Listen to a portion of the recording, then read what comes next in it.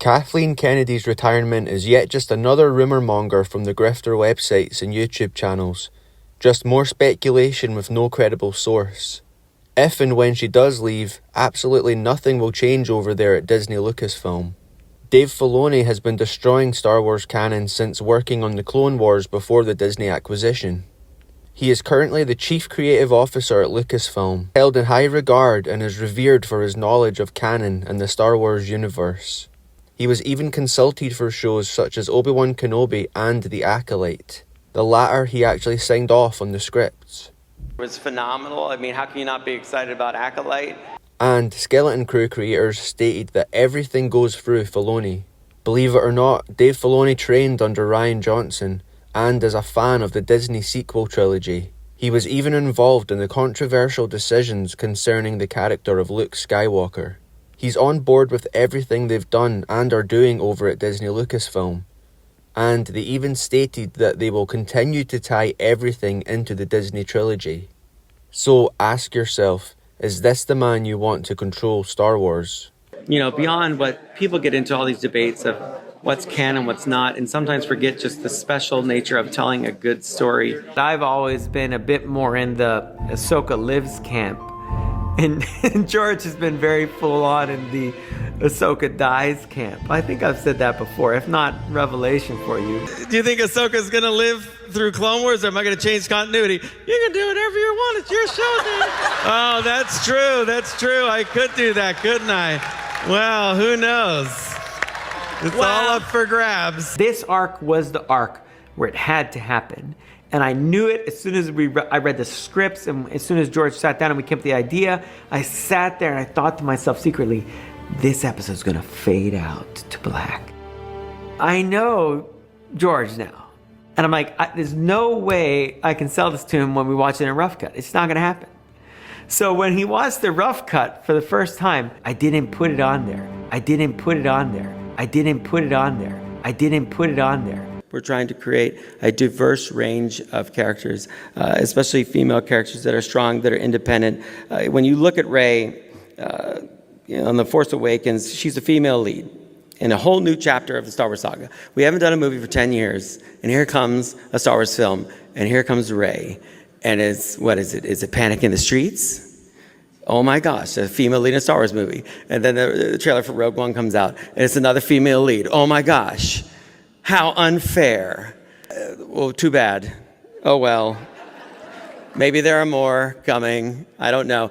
You know, Rey, she impresses Han Solo. He's like the guy's guy, impresses him, impresses everybody in the audience. She goes up with Kylo Ren, she punks him right away. Like he's supposed to be this great guy, wiped out all these people. I don't know. She took that lightsaber and was like, I'm gonna take you out. And she did, and I'm all for it. And she looks strong. It's not that she doesn't show any fear. She looks like this is an intense moment in her life, and we're there with her because of that, because she's a real feeling dimensional person. That's what we want, a real feeling dimensional person. We are trying to create an environment where it's my hope that kind of just like Luke, all he did was open that door, right? He just opened that door, let Leia out, and she's went gangbusters. So I just want to be a part at Lucasfilm of opening this door to a new generation of filmmakers, of women that come into Lucasfilm and can be creative. It's a strong future for Star Wars. Our force for women characters, strong women characters, intelligent women characters, characters of all description. It won't just stop with 2 movies. It's something we're dedicated to for the foreseeable future. Dave Filoni and I once had this argument that educated me greatly, because I was all concerned. There was this thing I was recording as Darth Maul for this audiobook, and it wasn't, strictly speaking, consistent with something that we did in Clone Wars. Right. And I said, Dave, what should I do? Should I tell them to change the line? Should I blah, blah? What do you think? And how do I solve this problem? And he just said, Sam, it's good if the stories are different. Well, what do you mean? It has to be consistent. He's like, no, it doesn't. No, it doesn't. These are all tall tales. And they all of the tellings, it's great if it's a little bit different. That's reason to go seek that out, to get a different perspective on the same story. This campfire that night that was told that story, this happened and Ahsoka's lightsaber was blue. But over here, you heard the same story and Ahsoka's lightsaber was green. And that's good. And when I thought about what he said, I'm like, he's right. There's this notion that everything changed and when everything became Legends. And I can see why people think that. I know, and I fully respect people's opinion about it, that some of the material said the next canon part of it, okay. It was not a big change for me when everyone was saying everything's Legend status now. I'm like, yeah, that's what I've always understood. It's all Legend status. And there have been times when we wanted to use things from the EU, and I was like, yeah, but we can't use it that way, so why? I don't want to use it and change it. You know, I don't want to use it and make it something completely different. That's rude. If these clips don't convince you, feel free to check out my Continuity Wars playlist. Thanks for watching.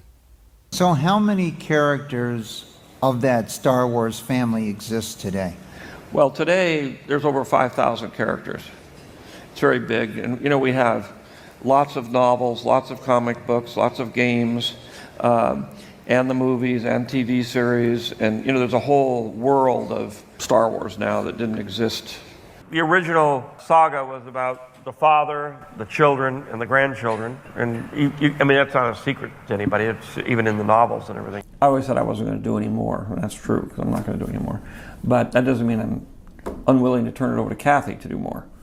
I have story treatments of 7, 8, and 9, and a bunch of other movies, and obviously we have hundreds of books and comics and everything you could possibly imagine. So, you know, I sort of moved that treasure trove of stories and various things to Kathy, and you know, I have complete confidence that she's going to take them and make great movies. The ones that I sold to Disney and everything, they came up to the decision that they didn't really want to do those, so they made up their own. So it's not the ones that I originally wrote. They decided they didn't want to use those stories. They decided they were going to go do their own thing, and so I decided, fine, but basically, I'm not going to try to, they weren't that keen to have me involved anyway, but at the same time I said, I'm not going to, if I get in there, I'm just going to cause trouble, because they're not going to do what I want them to do, so, and I don't have the control to do that anymore, and all I would do is muck everything up.